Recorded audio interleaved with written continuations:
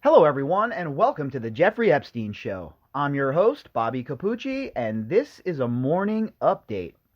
Hey, what's going on, everybody? So, we're going to talk about the building owned supposedly by Mark Epstein, Jeffrey Epstein's brother, on East 66th Street. Now, this is the building where Sarah Kellen Vickers had an office, where Nadia Marcinkova had an office, where Darren Indyke had an office, and where they would house all of these girls that they would bring over as models, the ones that they would tell that they're going to make these big stars, the John-Luc Brunel connection, the MC2 connection. Yeah, all of those girls that they would bring over from these war-torn, poor countries, they would have them live in this building. And before they would come over, they would, fill their heads with all these tales of how they're going to be these famous models and they're going to make all of this money. And then they get to America and they realize their situation has not improved. And in fact, it might have even gotten worse.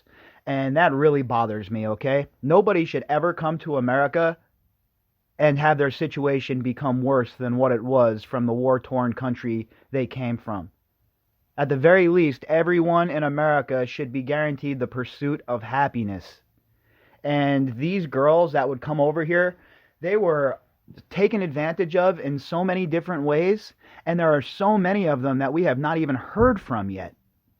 So many nameless survivors of Jeffrey Epstein, so many faceless survivors of Jeffrey Epstein. And what it does is it shows you how brave you have to be to come forward in the face of such powerful rich people, right? And that's what we've seen from the survivors who have come forward. Everyone has their own motivations, right? Everybody has their own reasons for either coming forward or not coming forward. And I'm not here to judge anybody on how they react to a situation like this. I've never been in a situation like these gals. I've never been, so how could I put myself in their shoes and say what they should or shouldn't do? But what I do know is this. The survivors who have come forward are really, really brave people, because it takes a lot to come forward in the face of such injustice. And they've given a voice to those who have not come forward yet or are still nervous to come forward. The girls who have taken front and center: Annie Farmer, Maria Farmer, Virginia Roberts, Courtney Wild, etc., etc. These girls who have come forward and said, that's it, we're going to take you out, we're going to go as far as this needs to go to make sure that there's justice. I don't know how anyone can look at those girls and not have nothing but the utmost respect for them and for the courageous way that they've stood their ground throughout all of these years, no matter what's been thrown at them. And now here they are, pushing forward, still an uphill battle, as we saw with the appeals court recently, but that's what happens in a heavyweight fight. Sometimes you get clipped, right? Sometimes you get punched in the mouth, you get knocked down. As long as you beat that 10 count, get back to your feet, make it to the end of the round, collect yourself, then retake the center of the ring and start blasting back. And that's where we're at here. That's what we're doing, all of us, every day when we're following this case. We're fighting back. We don't have much power to go after these people, right? As citizens, that's up to our justice system. That's up to the legal system. But what the power we do have as citizens and giving voice to this case and adding our voices to the survivors is what we do is we put the pressure on elected officials to get things going in the right direction. Because at the end of the day, we know that all of these people, all they care about, all these elected officials, is furthering their power, consolidating their power. So if they feel like they're going to lose an election or there's a chance that public favor is going to turn on them, there's nothing they won't do to try and fix that. So if we keep the pressure on and we keep going and we don't get caught up in all the noise and we don't get caught up in all of the distractions and the disinformation that comes out in this case, and we keep moving forward and we keep adding our voices to the survivors, I'm telling you right now, folks, when we come out of the other end of this, when we come out on the other side, things are going to be looking up. Now, I don't have a crystal ball. I can't say that all of these people are going to be brought to justice. I would hope so. And we've laid out a blueprint for that, and we've laid the template out for that. But I'm not so naive to think that the federal government does anything that it should do, right? But if we keep the pressure on and we keep their feet to the fire, they're going to be forced to go after these people because they're going to realize that nobody's forgetting about this case. Nobody's forgetting about these girls that were brought to this building and were made to work and were made to go and entertain Jeffrey Epstein's guests. Nobody's going to forget about that. Not anymore, especially now. You've locked us in our homes for over a month. We have time to ruminate on all of this. Mass red pilling is occurring. And what you're having here is, you're having you talk about a great awakening. This is a great awakening. People's eyes are opening up to the corruption of the robber barons that have stolen not only our wealth, but our future from us. And when you look at this case itself is just a microcosm of how corrupt and evil these people are and the absolute levels that they will stoop to consolidate their power. So let's jump into this article and see what this article has to say about the building on East 66th Street. This article was published by Business Insider, and it was published on August 5th, 2019. The author is Gabrielle Bluestone. Headline: Inside the mysterious Manhattan apartment building on East 66th Street, where underage models, lawyers, and key players in Jeffrey Epstein's sex trafficking circle all live. Ex-Israeli Prime Minister Ehud Barak is a frequent visitor. Well, that's nice, huh? I mean, why would a head of state, let's be real, why would an ex-head of state be hanging out with a guy like Jeffrey Epstein? We know the reason, right? But if you're looking at this case from the outside looking in, you say to yourself, why the hell would all of these people be hanging out with Jeffrey Epstein? What could possibly entice them to want to hang out with him? And then if you dig deeper, you start to get an idea. You're like, oh, this doesn't make sense. Dig a little deeper. Oh, this really doesn't make sense. And then if you keep digging, by the end of all of your research, and you're going to be enraged. And that's exactly where everybody's at who's following this case. At first, everybody was like, oh man, there's a lot of coincidences going on here. But as the cases become mature, and as we've seen things unfold, look, I can only speak for myself, but there is zero chance that I believe in all of these coincidences around this case. And it's just another coincidence that a high-ranking Israeli official and ex-prime minister is palling around with Jeffrey Epstein so often. Nah, Jeffrey Epstein had no connections to intelligence. He had no connections to the Mossad or the CIA. Come on, take off your tinfoil hat, bro. Before his extended stay in New York's Metropolitan Correctional Center began in July, disgraced sex offender, pedophile, Jeffrey Epstein dwelled in some of the city's most exclusive real estate, laying his head in a palatial Upper East Side townhouse and conducting his mysterious business out of a landmark mansion on Madison Avenue. But it hasn't been all private islands and 7,000-acre ranches for the half-billionaire pedophile. For decades, Epstein has run some of his operations quietly out of a squat 2nd Avenue residential building owned by his brother, Mark Epstein, and frequently visited by the former Israeli Prime Minister Ehud Barak. Now, talk about RICO. So, here in this article, they state it plainly that he was running his operations quietly out of a squat 2nd Avenue residential building owned by his brother Mark. So that makes Mark automatically part of the criminal enterprise if this is a RICO case. Now you have Ehud Barak there as well. Him too. Serve him as well. Like I've said from the beginning, I don't care. I'm ready to go scorched earth in this case. I don't care what side of the aisle you're on. I don't care if you're somebody that I respected before I knew about all of this stuff. I don't care if you're a politician who has done great things. It does not matter to me. If you're involved in this case and you were enabling Jeffrey Epstein and you were partaking in the trafficking of these girls, you, my friend, are a piece of shit, and I hope you burn. According to property records and court filings, Jeffrey Epstein has long housed girlfriends, associates, employees, and businesses in a handful of units at 301 East 66th Street.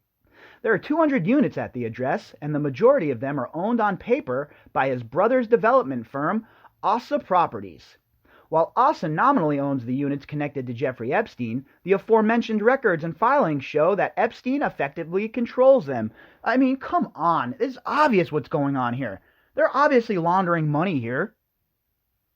I'm not a forensic accountant, right? I'm not McNulty from The Wire. But 2 plus 2 equals 4. And why would Jeffrey Epstein be shelling out all the dough, but having the whole place in Mark Epstein's name? What is he hiding? And furthermore, how come Mark Epstein hasn't been brought in? He's obviously part of this criminal enterprise. Now, I don't know if he's part of the trafficking part of this whole entire sordid deal, but he's definitely part of this money laundering ring, if you're asking me. In my opinion, 100%. A light-filled lobby on a less upscale block. The post-war white brick high-rise sits atop a nail salon, a coffee shop, an Italian restaurant along a traffic-choked stretch of 2nd Avenue. Topped by a green canopy, the front door opens to a doorman guarding a hallway that leads to a light-filled lobby decorated with 2 couches and an armchair. Though the building shares a zip code with Epstein's townhouse, its share of the neighborhood east of Park Avenue is less upscale, catering more to families and young professionals than foreign heads of state. Yeah, less upscale to them maybe, but to most people it's palatial, right? Living in Manhattan is expensive in the best of times, but living in a place like this, even if they're saying, oh, well, it's for young professionals and families, you still have to be making 6 figures at least, right? This is New York. So, believe me, they're not. This isn't a place that's in, the South Bronx, okay? This is a nice place, and if it was anywhere else, you'd have to be rich to live there, okay? But since it's New York, and you have to make a gajillion dollars just to, have a decent life there, well, it's just, middle class for them. So tired of New York, folks. I am so tired of polite society in New York. I shouldn't say New York as a whole, because I do love the city. That's where I'm from. That's a lot of my family and my friends are still there. I love the city. I love Manhattan with a passion. I love going down there to visit. I love going to Central Park. I love it. But I really detest the people that inhabit it. I really detest so-called polite society. There's such a bunch of smarmy, lying sons of bitches. Some of Epstein's activity in the apartment building appears to be business-related. New York State corporate registrations tie 9E71, an LLC named after his townhouse, and NES LLC, which owns the townhouse and pays his pilots' paychecks, to the building. Over the years, he's assigned units in the building to his house managers and used 2 one-bedrooms to house his pilots during New York layovers.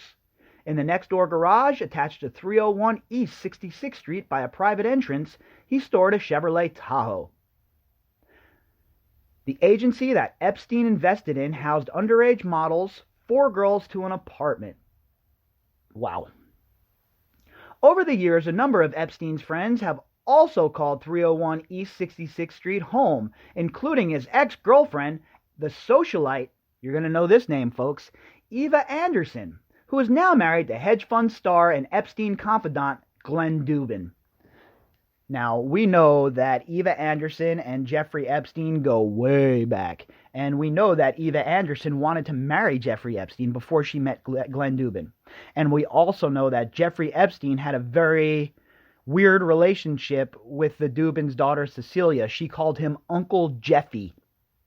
And it came out later that Jeffrey Epstein had designs on marrying her.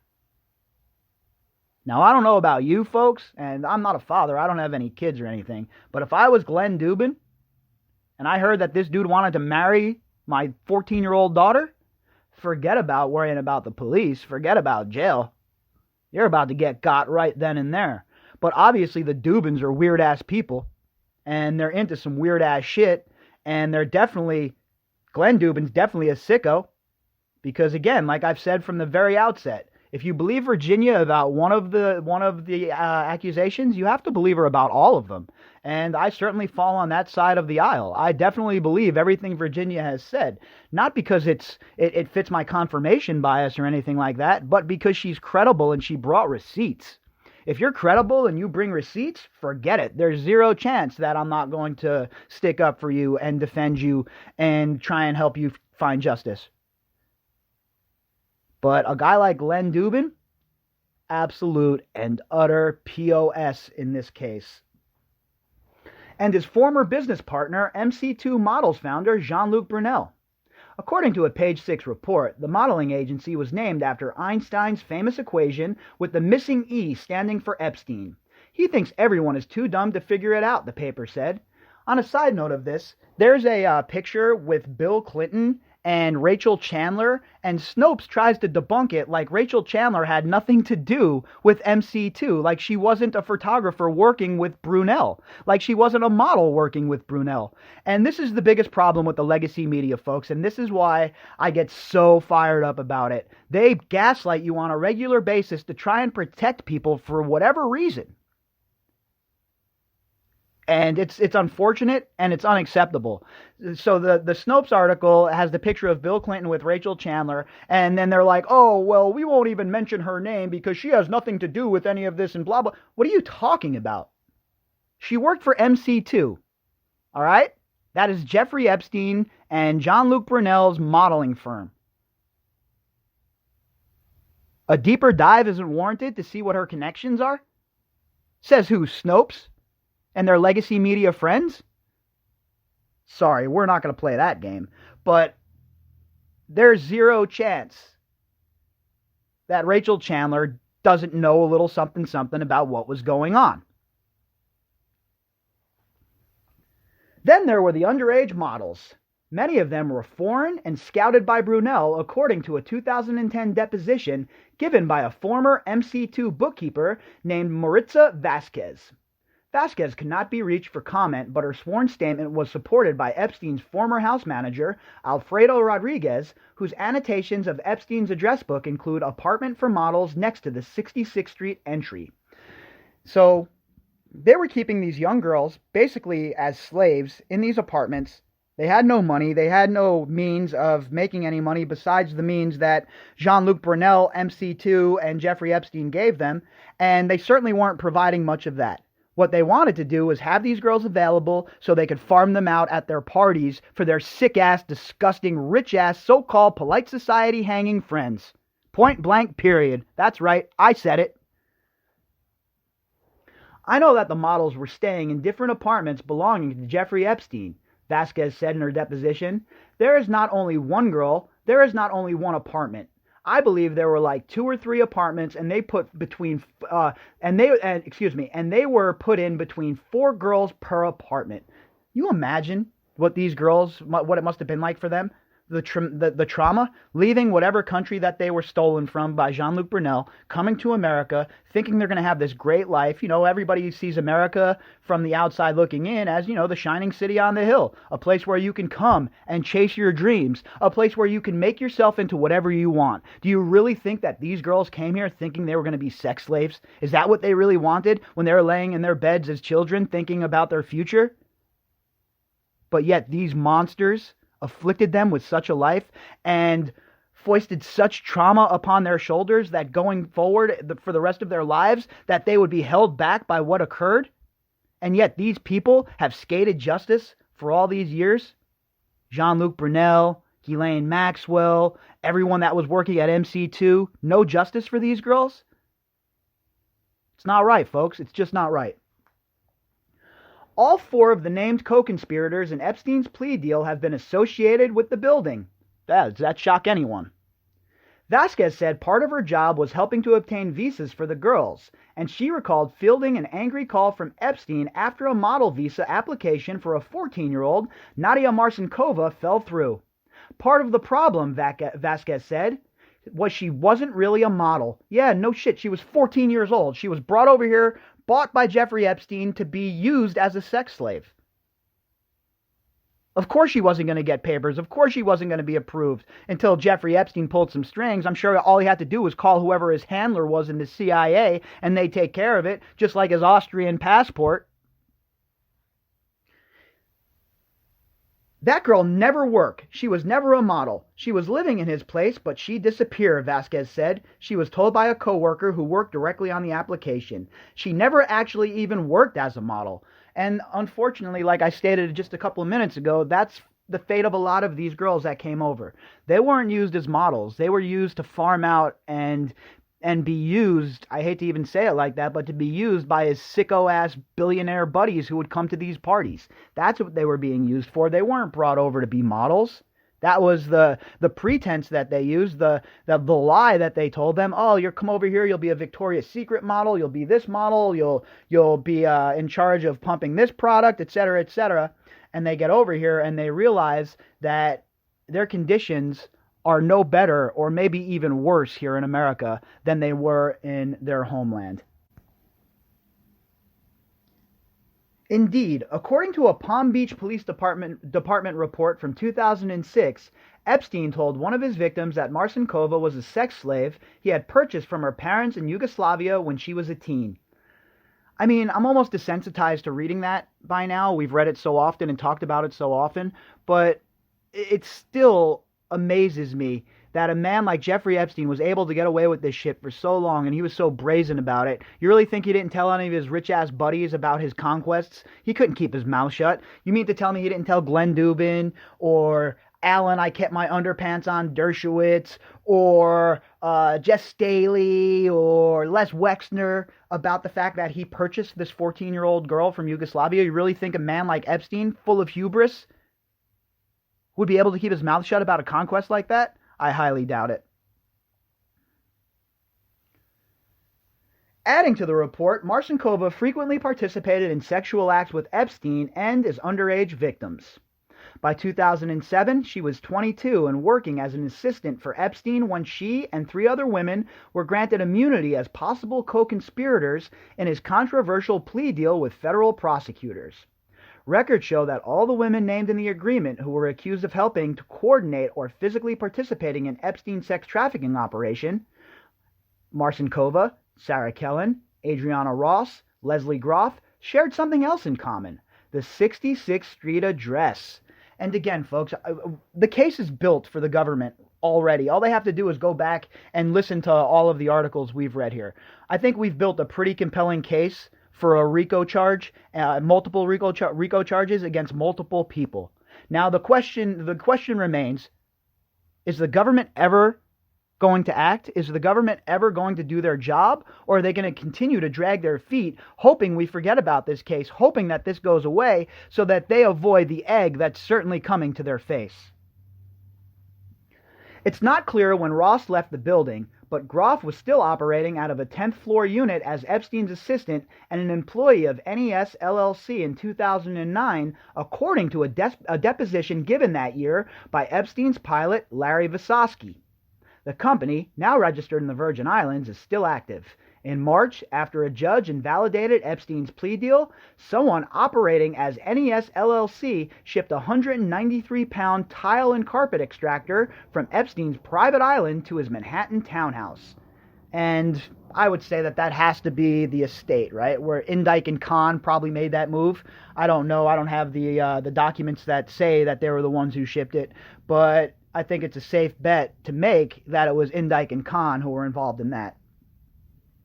Epstein's longtime lawyer has a corporate address there too. Does that shock anybody, huh? Look, the criminal enterprise is right here for anyone to see. Anyone who's paying attention, anyone who cares, it's right here for anyone to see. The blueprint has been laid. This is the blueprint. This is the template. Go get them. Both Kellen and Marcinkova, who later shortened her name to Marcinko, continue to live or work at 301 East 66th Street for the next decade, records show. The building is the active registration address for Marcinko's company, Avaloop, and was listed as the delivery address for Kellen's company, SLK Designs, up until this month. These people were still engaging in criminal activity and a criminal enterprise long after they signed that first plea deal. So even if that immunity deal, say that immunity deal doesn't go away, okay? Say that immunity deal is there to protect them for those specific crimes. Okay, well, that sucks, right? That those crimes aren't going to be prosecuted. But guess what? There's a whole bevy of secondary crimes to go after them on. Let's remember, folks, okay? They had to go after John Gotti, 3, 4 times before they ended up nailing him? And then, you know what? You throw enough RICO charges at somebody, eventually something sticks. Look at Al Capone. How did they get him? Taxes. At the end of the day, all I want is these people in prison at this point, okay? And however we have to get there, whatever vehicle we have to use, whatever law they have broken, I don't care if they broke jaywalking laws and they have a warrant for it. Arrest them on that charge and then start the process of putting the screws to them. The first step is getting them into that interrogator's office. A group of young model types photographed with Epstein in 2016 have also been linked to the building, according to public records databases. According to court documents and his attorney registration files, Epstein's lawyer, Darren Indyke, used a 10th floor unit as his primary office address for nearly a decade. He also used the address to receive mail for his corporation, DKI PLLC. It was later listed as the point of contact for Epstein's private foundation in 2008, the same year Epstein began serving out his sentence in Palm Beach. Folks, come on. I mean, come on. How is there not a task force chasing these people down? So was that part of Indyke's package, like the girls' package as well? The huge salaries that no other executive assistant's getting, all the benefits that they received, and basically, let's be real. All right, all of that is hush money. Epstein was paying extra money as hush money to buy the loyalty of these girls and to buy the loyalty of people like Indyke. It was all part of the master plan that was initiated by him and Ghislaine Maxwell and their handlers.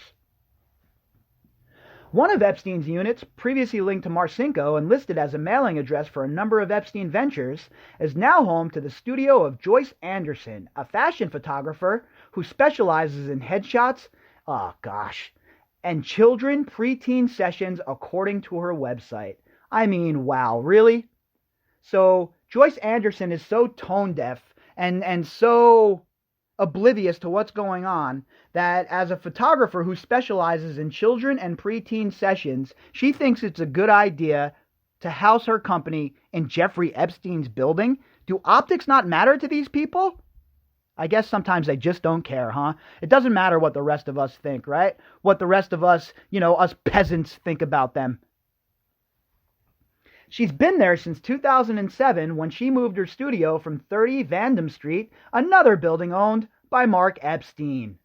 The Vandam Street building, a mixed-use 6-story structure in Manhattan's Hudson Square, is also where a company called Saint Model and Talent was registered to Mark Epstein in 2005, business records show.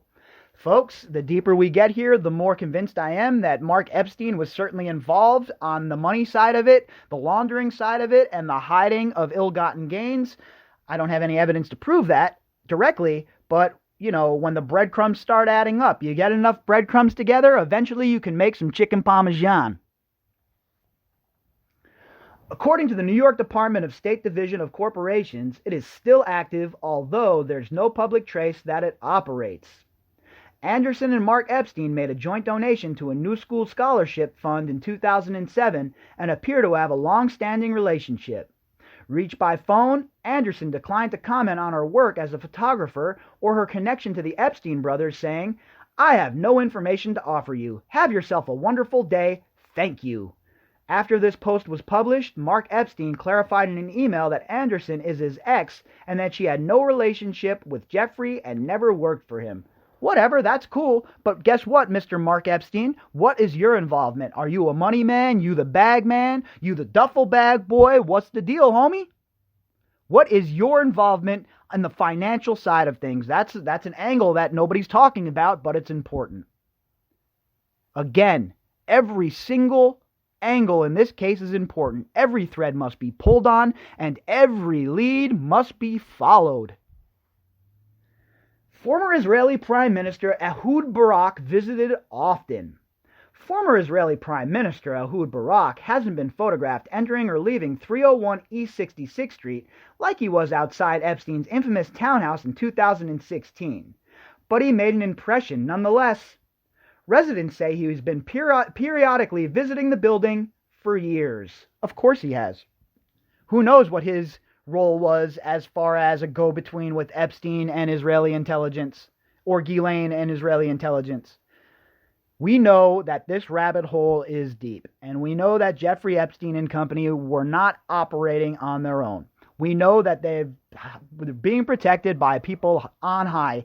And we know that Ehud Barak fits the bill as somebody who is very connected and very powerful and able to offer a conduit directly to the Mossad and Israeli intelligence and military intelligence.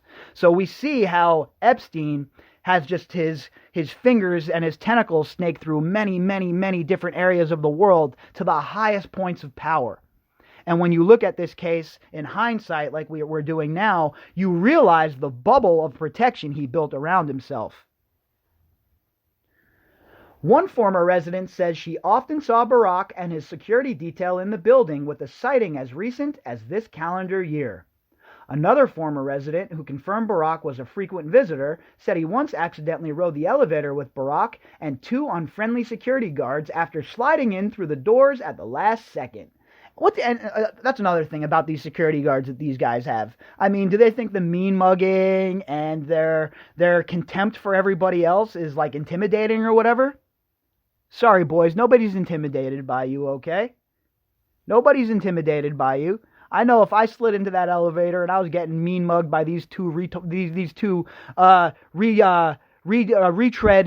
Mossad agents or security guards, I certainly wouldn't be intimidated. I'd be laughing at them, honestly. Just like I'd laugh at anybody who was flexing in an elevator like that. I mean, get some act right, all right? Barak thinks, Ehud Barak thinks he's like this important guy, of course. And he thinks that his security should keep all of the peasants away from him. Meanwhile, bro, you're in New York. Nobody really knows who you are. Take it easy. Barak's presence in the building was often announced to residents by way of visible security detail, with Suburbans idling on the street outside, witnesses say. One source who visited the building in 2017 recalls seeing what the source describes as Mossad agents, meaning Israeli security guards, waiting downstairs, and former residents said at least one member of the security team would typically be posted in the lobby with an earpiece when Barak was upstairs. On at least one occasion, the former resident said NYPD officers were also stationed outside. Well, I could see that, right? He's a former head of state, and I'm not saying that the man shouldn't have security. But does his security detail have to mean mug and act like dicks? I mean, come on, man. You're in a building with other residents. You're in a elevator. You don't have to be overtly friendly. You can keep the air of, being a badass, but you don't have to just, mean mug and be stupid to everybody that you come across. Barak's name and contact information appeared in Epstein's Little Black Book, which Gawker published in 2015.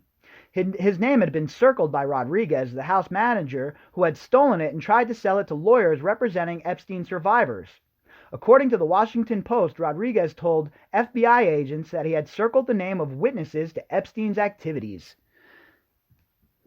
Let me tell you what, if it was me or you that was in that book, and this Alfredo Rodriguez circled our names and said that we were witnesses or we were involved in a criminal enterprise, I guarantee you that the FBI SWAT team would be kicking in your door and dragging you out of your house like you were a terrorist. 100%, without a doubt, without a question. Yet, in our beautiful two-tier justice system, these people haven't faced anything close to that. Barak admitted to the Daily Beast last month that he had visited two of Epstein's Manhattan residences and his private island, but denied meeting any girls there. He kept the details otherwise vague, telling the outlet that he and Epstein ultimately met more than 10 times, and much less than 100 times, but I can't tell you exactly how many. I don't keep count. That's vague, to say the least. Anywhere between 10 and 100 times, somewhere between there. Really? Why would you even say that? Just say no comment, all right? You don't know how many times you met with them. Why don't you have your security guards check their log, brainiac? Barak didn't mention the state of Florida in his statement, but Alan Dershowitz testified in a 2015 deposition that Epstein maintained a suite of guest bedrooms in his Palm Beach home, which were assigned to people like Senator George Mitchell, Ehud Barak, prominent guests who would stay in his house. That's pretty funny that Dershowitz would finger them and put one of the people that Virginia Roberts has said, at the very least, has assaulted her at the mansion, basically fingering him to be at the mansion, as well as Barak. So if Barak says he wasn't there, well, Dershowitz is saying that you're a liar. If I'm the attorneys for the federal government, well, I bring them both in and let's find out who the liar really is. Barack is now reportedly working to dissolve a limited partnership he formed with Epstein in 2015, saying he didn't realize at the time of their agreement that Epstein's crimes involved minors. A spokesperson for Barack did not respond to a request for comment.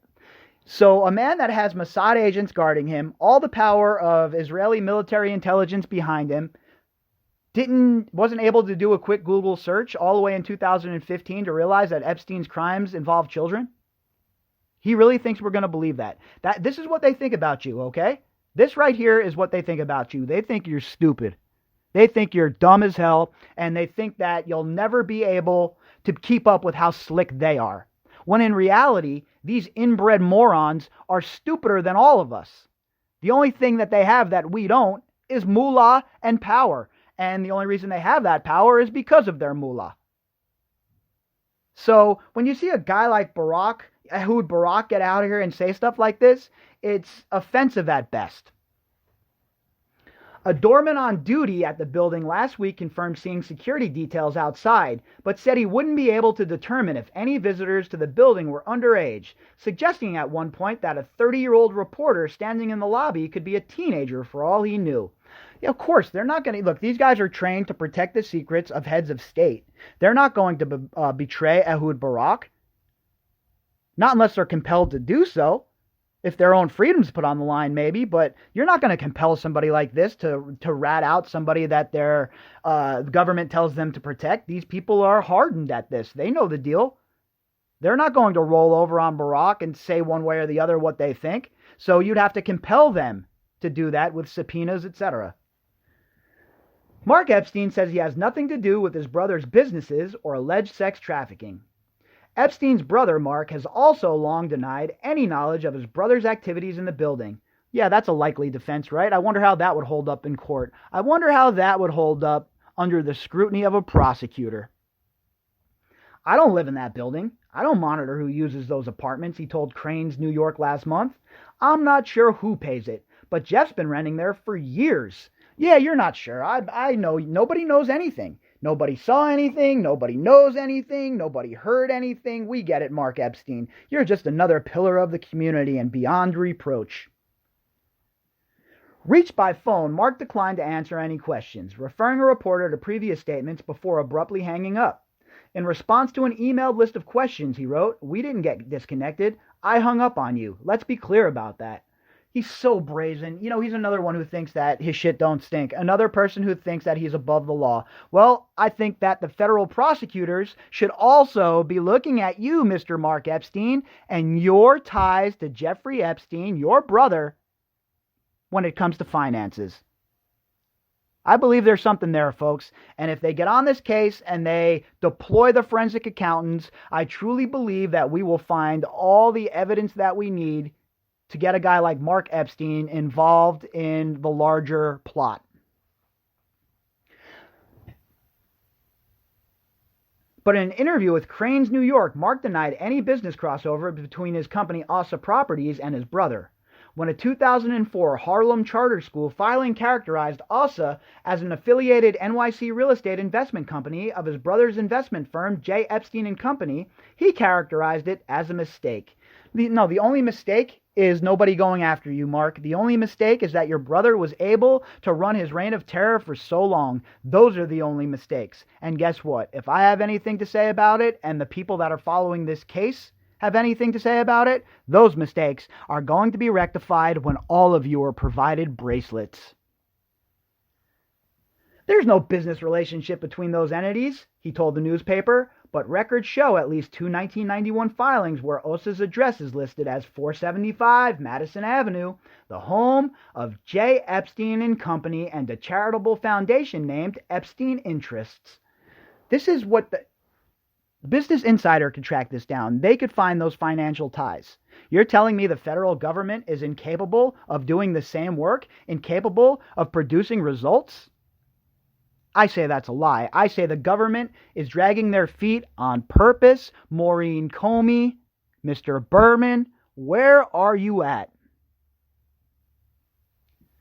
It's also the same office where Jeffrey Epstein's attorney, Darren Indyke, first registered a company called E-Management. According to court documents, E-Management was operated by Brunel, the owner of MC2. You see how this is all connected, folks? You see how the webs are weaved? These people are all wrapped up in it together, and all of these businesses were created with ill-gotten gains and laundered money and all sorts of other devious-ass shit that they should be arrested for. Then, the most heinous of the crimes of all of this is obviously the human trafficking and the abuse of children and women. You add all of that up, and you have yourself a case for the ages if you're a prosecutor. This is the kind of case that careers are made of. And yet, none of these prosecutors have the courage and the inner fortitude to step forward, grab hold of this case, and bring justice to these people and to the world. There's something really, really wrong with the justice system when a case like this isn't heavily pursued. Since its inception in the early 1980s, J. Epstein and Company has had only one public client, the billionaire Les Wexner, who apparently gave Epstein the $70 million townhouse he now calls home before their personal and professional affiliation ended in 2007. Yeah, I know, Wexner did that out of the kindness of his heart. There was no motivation behind that. There was no plan behind giving him that townhouse. It wasn't because Epstein was being used by the mega group or anything. It wasn't because Epstein was an asset being run. Nah, he's just such a nice guy, Wexner, that he's going to give him this house. Come on, who's believing that? You have to be real naive to believe some shit like that. It turns out that the mansion isn't the only patch of New York real estate that Wexner transferred to Epstein. To an Epstein. Mark told Crain's New York that he bought the units at 301 East 66th Street in the early 1990s from Wexner. His brother tipped him to the opportunity. Oh, I'm sure he did. Meaning Wexner gave his brother those units at some kind of bargain discount rate, and probably Jeffrey Epstein was the one who provided the seed money in my estimation. So here we go again with this circular fraud, this circular sort of money laundering, and it all comes back to all of them. They're all dirty as hell in this, and I don't understand how the FBI has not acted yet. You know, again, it comes down to this: either the FBI is completely inept, or the FBI refuses to act because they're still protecting Jeffrey Epstein and his friends. It's one or the other, folks, and neither of them are a good look. But a former classmate of Epstein's interviewed in James Patterson's book, Filthy Rich, made it sound more like of a partnership. He was a diamond in the rough, you see, Gary Grossberg told Patterson. People recognized Jeffrey's brilliance very early on, but he had a gift for recognizing opportunities very quickly. He started buying properties in Manhattan, including 301 East 66th Street. He asked his brother, did Mark want to join him? He did. There you go, folks. Right here. The blueprint is already laid, all right? Mark Epstein needs to be brought in. He needs to be questioned under the RICO statutes. Everybody else who was involved in this needs to be questioned under the RICO statutes. And there needs to be a full accounting of what exactly is going on in this building, what went on in this building, and we need to find out just who was being kept in this building as slaves to Jeffrey Epstein. And everybody that was involved, everybody from Darren Indyke to Sarah Kellen Vickers to the rest of them, every single person who was involved in these crimes, enabling these crimes, and helping Jeffrey Epstein stay under the radar and get away with it for so long, must be brought to justice. If you'd like to contact me, you could do that at bobbycapucci@protonmail.com. That's BOBBYCAPUCCI@protonmail.com. You can also find me on Twitter at BOBBY_CAPUCCI. And don't forget, folks, tomorrow I'm going to have Jen, and Lisa from the Prince and the Pervert podcast here on the program joining me to talk about all things Jeffrey Epstein. All right, folks, until later on, I hope everybody has a great day.